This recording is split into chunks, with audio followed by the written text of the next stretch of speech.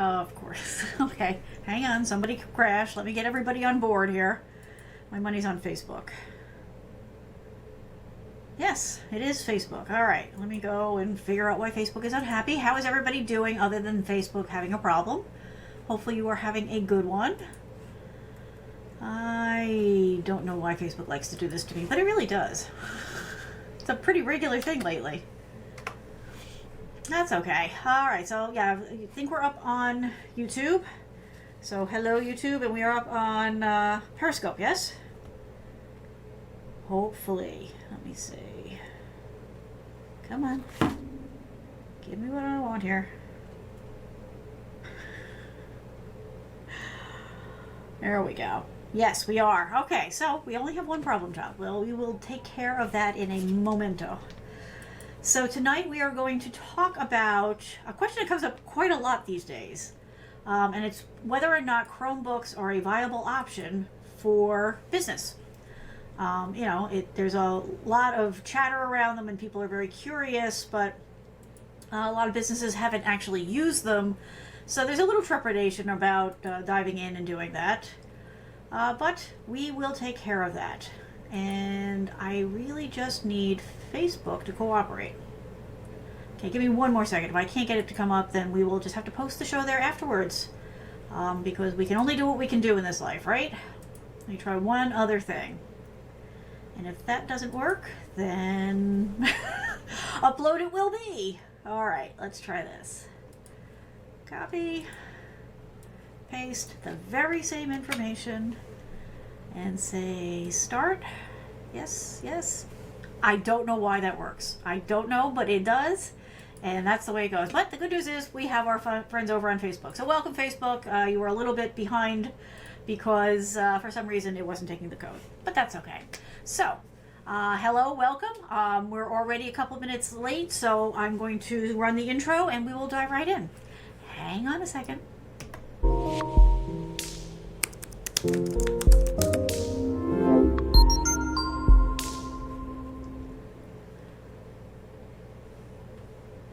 Hello and welcome. My name is Kathleen, and I think I don't have the mic on. No, I do have the mic on. Yay! My name is Kathleen, and I'm here as your tech coach. Basically, tech is my day job. It's also my hobby, and so all of my friends, family, neighbors, and previous employers even come and reach out to me when they have tech questions, and so that's what I do here also. I like to bring topics for us to talk about, but if you have a tech topic, tech question, if you'd like some more information about something, feel free to go ahead and toss that in, and I will get to it as we move along. No worries. All right, so let's get into this because this is a nice one. Chromebooks. There may be something that you have not had your hands on yet, but more and more it's starting to come in just regular conversation with people. So I know that there's interest out there, and I figure we should probably sit down and talk about that now. So let us get the deck up here so we can all be looking at the same thing. Let's try this way. No, see, that's not the one I want.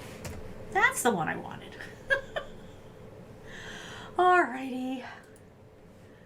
So, whether or not you've actually had your hands on a Chromebook yet or not, don't feel intimidated. Tonight we're going to run through everything that you need to know to help you decide whether or not it's time for you to take it for a test drive.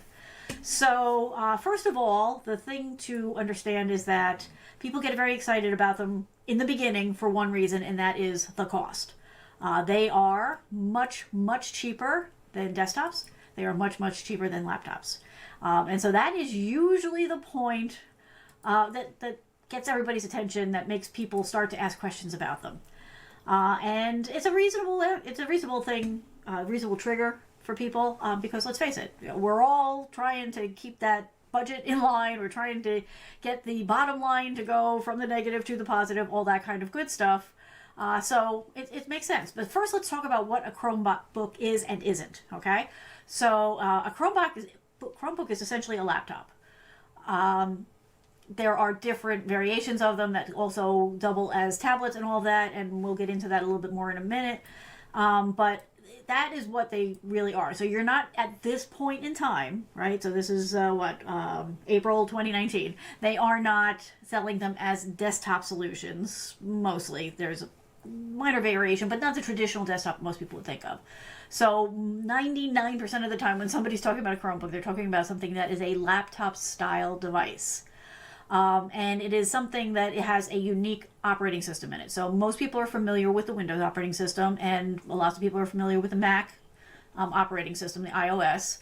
And then, if you're a little bit more on the techie thing, you're aware of, Linux and Unix and the different combinations of those. The Chromebook uses the Chrome OS, which is at a real simple level is sort of the basic underlying engine that runs like the Chrome browsers. It's obviously more powerful than that, but just for a basic understanding, that's what we're talking about here. So just so that we're all level set, that's basically what we were talking about, just in case you are brand new to the topic. So let's talk about the pros of them, right? They are lightweight, okay? Right now, I am working for a company that has given me a laptop that is fairly powerful. I never get the machine that I want. I got one that's sort of in the middle this time, so that's pretty good. But that thing is a beast. I practically need a hand truck to move it. And I mean, it's light, back in the day, laptops were 40, 50 pounds, This one is probably somewhere around 7 or 8 pounds. It's not something you pick up with 2 fingers, right? You're very careful when you pick it up. Chromebooks are very lightweight. The other huge benefit for them is that they have a very long battery life. Now, we'll get into some details on why in a second. But that is the other huge thing, right? If you are using a laptop, and even if it's in one of the lighter ones, like I have here, I don't know if I can. Yeah, wait. Let's risk it. I have one sitting right here. Nope, this is where I want table one. So right there, this is a Surface, and they're thin and they're lightweight. But they're not cheap. They are not cheap at all. So here's a little sneak peek. So just since I'm already here, so this is my Chromebook. Okay, so you see, it's fairly thin, but it functions at a basic level like your traditional laptop, right? You got your keyboard, you got your touchpad here. Sorry, the camera is freaking out. And a screen. Okay, so we'll just leave that there for now. We're going to come back to that. Here we go.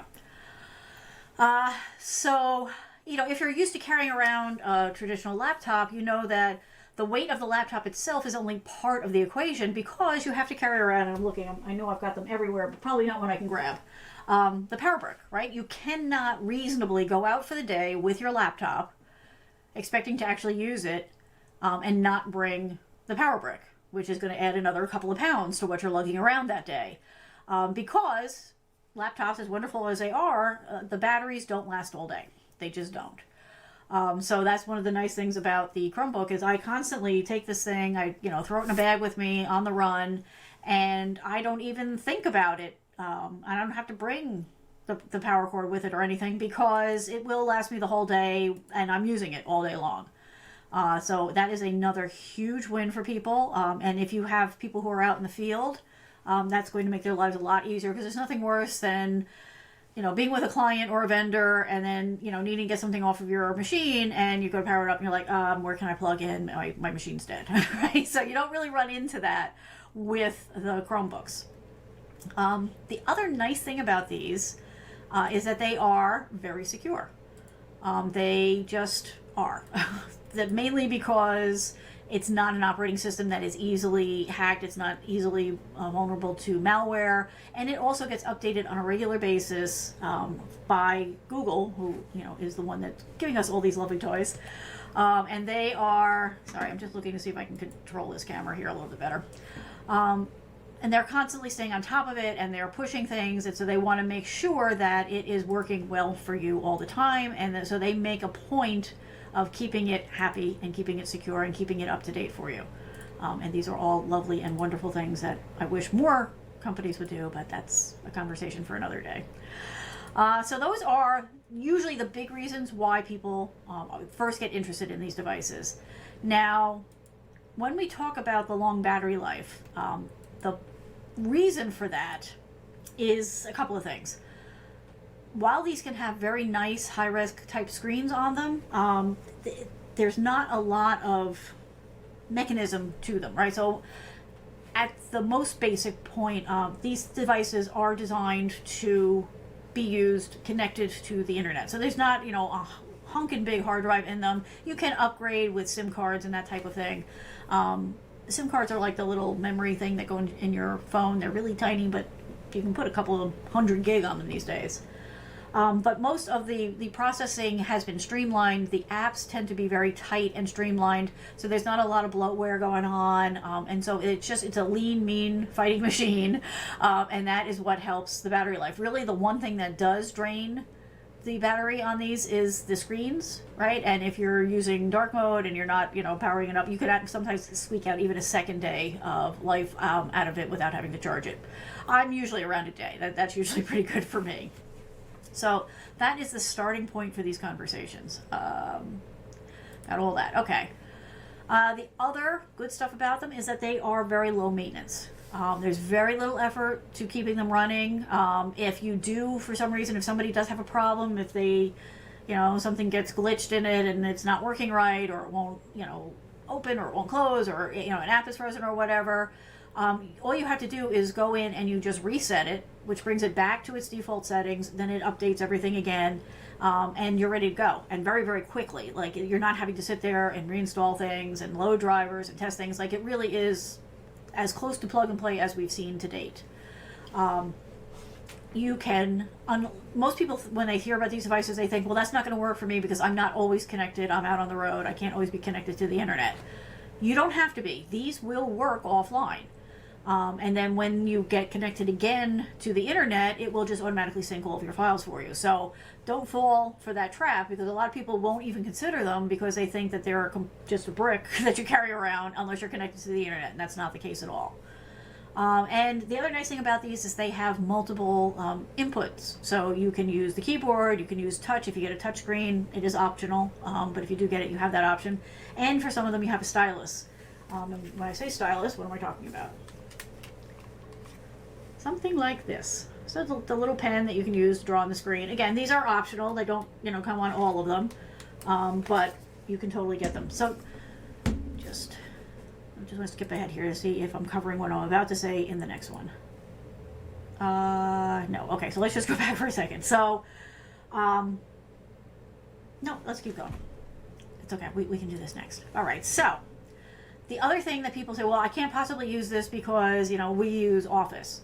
Now, there is some truth to this particular issue. You cannot install your desktop version of Microsoft Office onto a Chromebook. That is not possible. It's just not designed for that, right? It's not a Windows box. It is a Chromebook. But you can use things that are online. And that's why at this point, this has become less of an issue for business users, because you can switch over and use MS Office online, which is Office 365. So that way you keep all of your functionality of Office, but you're also able to do it from the Chromebook and wherever you are, just by using the online version of it. So yes and no. Yes, technically you cannot install Office, but that does not mean you cannot use Office, if you get the difference there, right? So no, you can't put it on the Chromebook.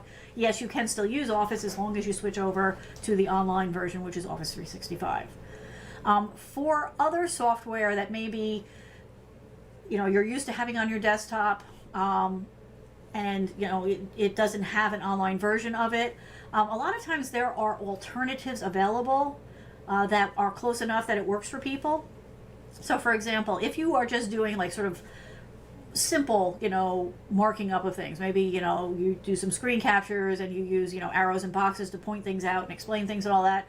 There are online tools. There are Android apps, which will also work, by the way. It's not just the Chromebook apps, but actually many Android apps.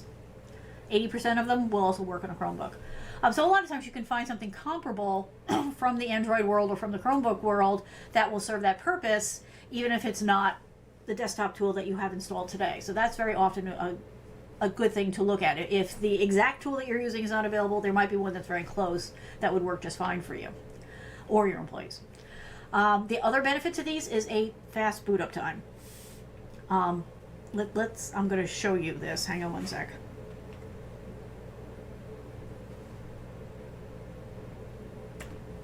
Okay, so this is my Chromebook. There's a, which one is this one here? So this button here, let me see there, we'll go through. This is the USB-C port right here, okay? And then this is the power button, okay? And this is volume. So this is off right now, and you can see like there's no lights on or anything. So I'm gonna put this down here. I'm gonna open it. We're gonna get a little glare. Maybe see if I can turn this off. That might work better. Okay, so I'm gonna open this, and then you'll see how fast it goes, right?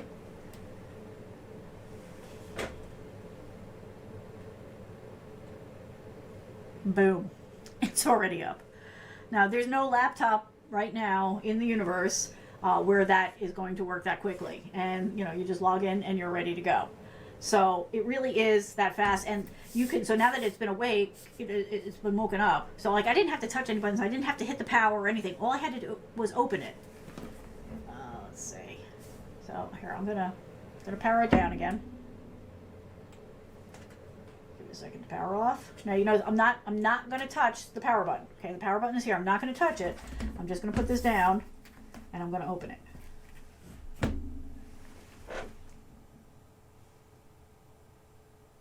Boom. It is unbelievably fast. It's so fast that, you know, I use this a lot. I'm amazed at how much I can do with this thing. I get spoiled by this because I've started to use this for so much of my day-to-day work that when I have to go back to a desktop or a laptop, I have that moment of, oh, right, I have to wait for it to boot. And I go and make coffee and come back. So this will spoil you in a good way. And I can tell you from personal experience that it is amazingly functional. Now, yeah, I've had to like do a little tweaking. So here's a case in point. So I use a tool called Notebook++ a lot. It's just a basic text editor, but it works really well with code and regular text and all that. It's really functional and flexible. It's got a little bit more power to it than just your standard notepad kind of application. I rely on that all the time. I have that everywhere I go. So as I've started to use the Chromebook more and more, I was like, that was the one thing I was missing. And I was, you know, working around it. I was doing things in Google Docs. I was doing things, you know, in Gmail, just to like run text and spell check it and that kind of stuff. Then I was like, you know, I'm not the only one that has this problem. So I went to the online store and I did a search for text editor, and like 24 different ones came up. And so I picked one that had a good review and tried it, and that's what I've been using ever since. And it is very much like Notepad++ that I use on the desktop, but it's on the Chromebook, and it's fast and it's light and it's there when I need it, and it works perfectly wonderful.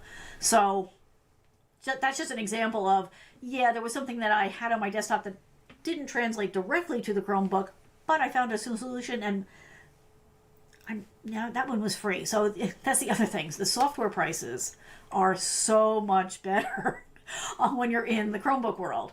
Now that's it. I mean, you know, Notepad++, I think I paid $25 for it. The replacement for it on the Chromebook I got for free. The most I think I've ever paid for an application on here is probably $7, and that's because it was a higher end graphic tool. It was actually a photo editor. But most of the time, a couple of bucks here and there. So not only do you save money on the device, but you save money on the software. So let's talk a little bit about the money you save on the device. So if you buy a basic laptop right now, a basic work laptop, right? So one that has enough power to maybe have a couple of applications open at a time, that kind of thing. You know, maybe 13, 15 inches, about that size. You could probably find something around $800-900 here in the US. More likely, your average laptop for a business user is somewhere around, you know, $1,000-1,200. The price range for the Chromebooks runs from about $200 to about $600 for your basic ones. And we're talking, you know, they do range from like plastic cases up to metal cases. You can pay $1,000 if you want to go buy the Google Pixel. It's a beautiful Chromebook, but you don't need to. So this one that I have, right? So this is a Samsung, and I like it because I'm a stylus girl. I love my stylus. So this for me, you know, this was a big plus. The other nice thing about these, so I showed you that, maybe I'll switch to the other camera. That'll probably be easier. There we go. Okay, so I showed you that these open and close like your basic laptop, right? It's very comfortable, very familiar, nothing unusual here. What is a little unusual is this. Now, you have to make sure, before I show you this, you have to make sure that you've got a device that can do this. Not all the Chromebooks can do this. You have to make sure, so what I'm saying is don't break your Chromebook because I showed you this. Mine is what they call configurable. So you can also use it this way. So you can actually, and with the touchscreen and all that, like, so you could watch a movie, you could do a presentation. This one is this is a touchscreen with the stylus and the regular keyboard. So it can do this. You can also, should you want to, use it like a tablet in tablet mode. So this is, I'm sorry, I don't want to use a word I used before, but it's convertible. Now, not all of them do this, and this is on the higher end of the scale. Now, when I say the higher end of the scale, this particular one was a little over $500.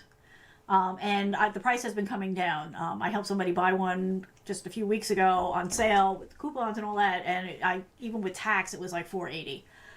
So this is considered a high-end Chromebook, not as high-end as the Google one, but it is a very high-end one. Beautiful screen. It's a good size. I mean, it's a comparable size to, here, I can show you, to my Surface, right? So the screen size is about the same. I think that's, I think it's a 13-inch. But it works for so many different ways, whether, you're using it in the tent style for a presentation or to work, like if you're doing editing or if you do any kind of, artwork. Now, we'll get into that in a little bit more here. But for also watching movies, watching presentations, maybe you do recorded, training videos, that kind of stuff, you can bring this around.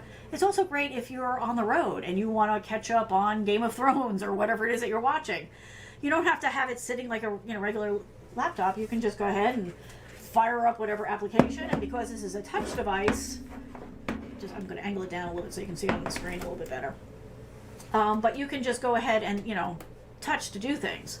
So whatever physical layout you need, whatever physical layout is going to be the most comfortable for whatever it is you're doing, whether it's work or recreation or what have you, this can do it. Now, when you get down to the $200 range ones, a lot of those don't come with a stylus option. You can get this one with or without the stylus. The lower end ones, the stylus is not even an option. Touchscreen very often is an option. You can go yes or no with it. And the other thing is a lot of the $200 ones don't go, like you can't bend the spine and turn it into a tablet or put it into tent mode. So that's the sliding scale, and it's about whether or not it matters to you or to your employees as far as whether or not that's going to be an issue. But even so, I mean, the difference between, if you were going to give everybody, that works for you, new devices, right? Your devices are maybe 8-10 years old, they're dying, your people aren't able to do their work, things are crashing, they're not being efficient. You have a choice of, spending $1,000 or $2,000 per employee, or you could spend $500 per employee, and also save money on those pricey desktop applications, as long as you can find things that are compatible. So and then there's one more pro. Let me just bring that up. Here we go. So the other thing is that the Chromebooks automatically back up to Google, because these are Google devices. You set it up with a Google account, all that kind of good stuff. The other benefit to the whole Google connection is if for some reason, like I said, they do run into a problem, maybe they, drop kick it across a parking lot, maybe a truck runs over it on a job site, whatever. I mean, life happens, right? First of all, wouldn't you prefer to replace a $500 device than a $2,000 device? Personally, I would. But the other nice thing is there's very little downtime. So as soon as you get the replacement into the hands of that employee, when they log in, all their information, all their software, all their settings are all stored in Google. And so when they set up on a new machine, boom, they're ready to work. It's not days and days of, oh wait, I don't have this app, I have to go get it. It just does it for you. It's so nice and clean, and you don't have to worry about anything being lost, because as long as you haven't stopped the backups, and you really shouldn't, the backups are there and ready for them to keep moving forward. So it's a huge time saver. It doesn't have all of that additional overhead of needing an IT department or having maybe to bring in a third party, IT crew to do this kind of stuff. It is really that simple, and yet that powerful. I am constantly amazed by what I can do. just the short list, right? Of course, you know, you can do email on it, you can surf the web on it, you can do research, but I also code on it. I test, you know, websites on it. I do voice recordings. I do some simple video recordings on it. You can do photo editing. You can use graphic tools. So, for example, you can either, you know, use it. There's a couple of Adobe tools that you can use. Those are probably more than $7. There's a couple of free ones too. And then there's a wealth of other ones that you can choose from. You're not going to do, you know, super expensive, you know, high-end kind of things on it. But if you need to put together a heading or an image for a presentation or whatever, you can totally do it on this. Or you could go to something like canva.com. You know, there's a bunch of sites out there that kind of give you like a prepackaged size, and then you can just drag and drop elements and type your text in and get your images that way. You can do all of that from one of these devices. It really is amazing. I do Skype calls, Zoom calls, what else? I'm trying to think. I'm just trying to think like what I've done this week on it. And that pretty much, I guess, runs the gamut. You can make phone calls from it. If you're connected to wireless and you use something like Google Voice, you can do phone calls that way with it. Some of them have LTE, so you can actually have the always-on connection like you can with a cellular plan. Otherwise, you just need to be hooked up to an internet connection if you need to make a call or do a Skype call or that kind of thing. So it is amazingly functional. All right, so let's. Oh, right, I forgot about these too. So, a few more pros here. They are designed to withstand temperature changes, falls, scratches, other minor disasters. So now, case in point. Now I take very good care of my devices. I don't know if you're gonna be able to see this, but I'll try to bring it up here. Why do I keep hitting that wrong button? There we go. Oh yeah, you can just make it out. So right here, next to this screw here, you see that little shadow? I don't know how I did it, but somehow I managed to dent this. And I am really careful with stuff, but I don't know what I did. I did something. I don't even know when it happened because I've never noticed, like, I must have just like turned it over one day and the light caught it because the machine has been working fine. So however long that's been there, it's had no impact on it. So I can personally tell you that yes, this is a truth. It does actually stand up to the minor disasters. The other plus for these is because it's all, you know, it's SSD, it's minimal hardware on the inside of it all. They are fast. I mean, this is faster than even my nice, which I love, Surface Pro, that I paid a lot of money for. But the Chromebook is faster, hands down. And it doesn't slow down. So you know, if you've been working on Windows systems for any length of time, you know that over time, no matter how good the system was when you bought it, no matter how much care you take of it, they do slow down over time. And even if you go through and you know, tear the whole thing apart and rebuild it from scratch, it's just wear and tear, and they do get slower over time. The Chromebooks do not. So that's just another plus. Oh, and for protection too, they make cases for these. So if you need that extra protection, you can absolutely put a case on it. You can either put it in like a carry case if that's your concern, or you can put it in a case that like is functional so that like the case stays on it when you open it and are working on it, and that'll give it a little bit more protection too. Of course, it adds a tiny bit of weight to it also, but it's not a game changer at all. All right, so let's be fair. Nothing is perfect, right? And so there are some cons to the Chromebooks, especially when you're looking at it from a business standpoint. So let's cover those. First of all is that it can't support legacy software. So let's just say, for an example, maybe you're working in an advertising or maybe a graphic shop, and maybe you've got like special printers that run off of computers.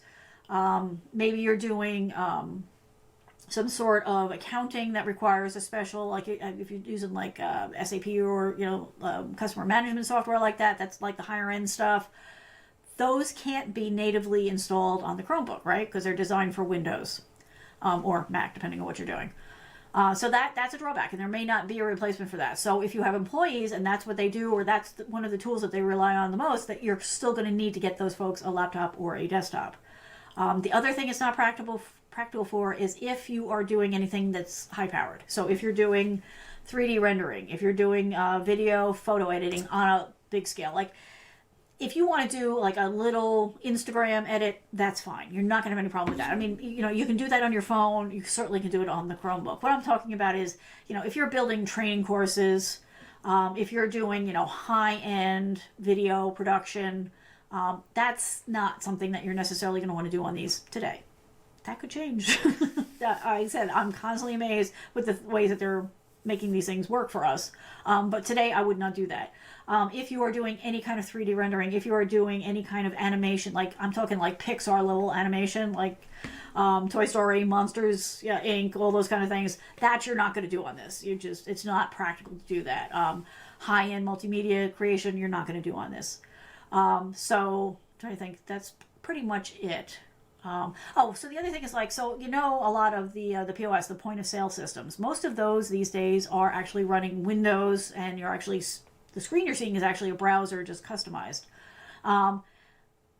That's not what you're going to use. You're not going to be able to put those on a Chromebook. Now that said, you can do payment systems on the Chromebook. So like if you get like the Square Reader or anything like that, you can marry that to a Chromebook and do purchasing, out and about with that.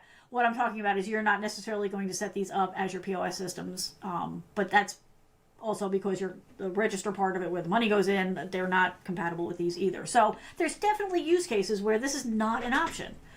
That said, for about 70 or 80% of the other cases, it certainly is something worth looking at. Let's see, is that the last one? I think that's the last one, right? Yes, okay. So let me come back. And I'm sorry, I'm going to check comments. I know I have not been good with my comments tonight. Mainly because I've had to switch out of my usual tools here. Right, so we're good here. We're good here. I just want to make sure that if you had any questions, I am getting them covered for you. Hi, Susan. Hi, John. How you doing? It's amazing, right? You get your streaming setups. Susan and John a little bit too. Also stream, and I'm used to having my comments on the screen because I usually use my Chromebook to monitor the comments. But because I knew I'd be using the Chromebook for demo today, I've got them up on my Surface. So a little off my game tonight because things are not where they're supposed to be for my brain. That's okay. So the short version of all of this is, yes, there are certainly many use cases where this is practical for business, but it's like anything else. There are always going to be specialty cases, and for those people, you're going to want to make sure that you give them... Oh, that was the other thing that was popping up in my head. Developers. You can do coding on these, especially web coding. But if your shop is using Java, .NET, ASP.NET, any of that kind of stuff, C#, C++, blah, blah. Even if you don't understand what those mean, if you've heard those, if you know that that's what they're using, if you don't understand what that actually means, that's fine.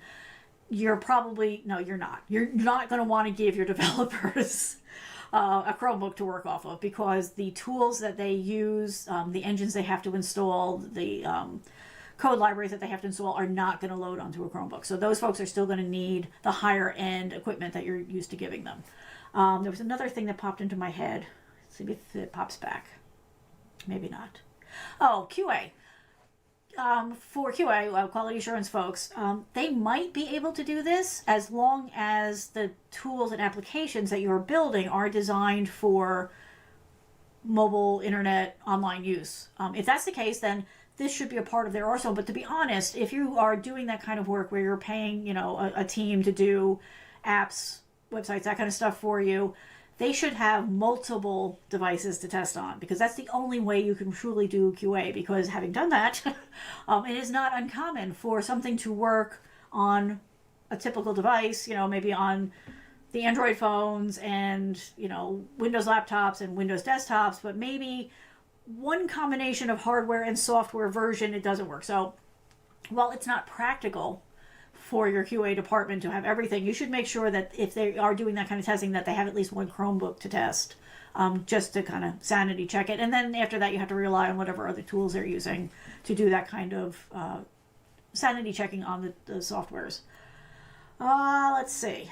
I think I've covered most of it, and we're pretty close to on time, so I don't want to drag this out too much. I'm just double checking my list here to make sure I got everything, because I bounced around a little bit, as I tend to do. Yes. Okay, so yeah, we're good. We talked about the software costs, the hardware costs, all that good stuff. The security, which is all kinds of awesome. Battery life, yes. Durability, we covered. All right, hey, I did pretty good. Even bouncing around. That's because I'm having to do this a lot lately, and that's why I thought I would bring this up, because this is a conversation I'm having on a pretty regular basis these days, for personal and for business use. So that's why I figured it was a good time to bring this up again. John says, yes, it's good to change sometimes. Absolutely. Totally on board with that. And if you can get a device like this that is got so many positives, right? It's lightweight, it's thin. there it is. Okay, all day battery life for $500 and under. Unless there's a really strong use case to not, okay, like specific legacy software, specific use cases, this is definitely something worth trying. Now, what might be best for you is if you're kind of new to this and you just want to stick a toe in the water, get one for yourself, get one from one of your employees or couple, and do a 3-month test run. Let everybody else keep doing what they're doing. You guys test on the new ones, and then at that time go back and compare and talk to everybody and see what their feedback is, because it's the kind of thing that you can't get it by with like a week or two test on it. You have to use it for a couple of months to make the adjustment, okay? Because there are certain things that you have to maybe have to find a replacement software for this one tool, or this particular keyboard shortcut isn't working, that you got pre-programmed on your Windows system. So you want to give it enough time to make sure that the reactions that you're getting are based on actual usage and not just those little stumbling blocks that you're going to have anytime you change anything around a little bit. Even just going from one version of Windows to another, people run into that.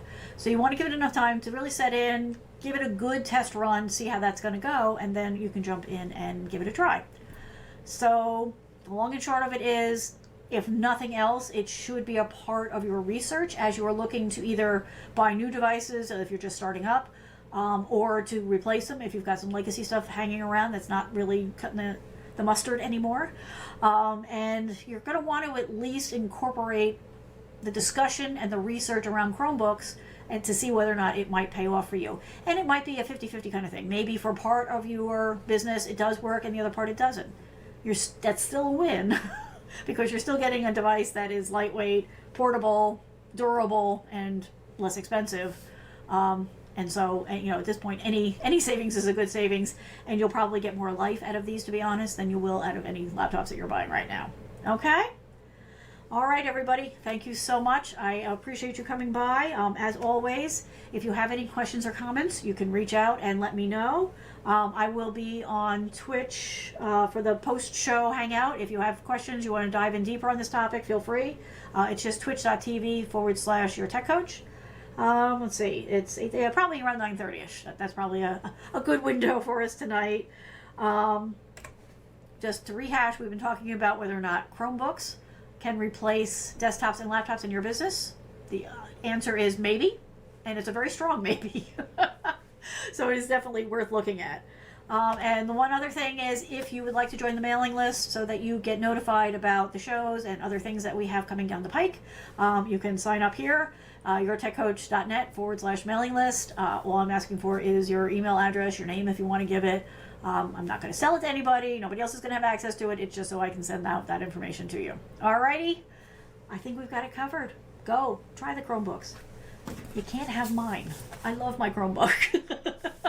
It goes almost everywhere with me. And hopefully if you give it a try, it will work out just as well for you. All right, folks, have a good one. I will see you next week. Get out and enjoy the nice weather in between the storms. Bye.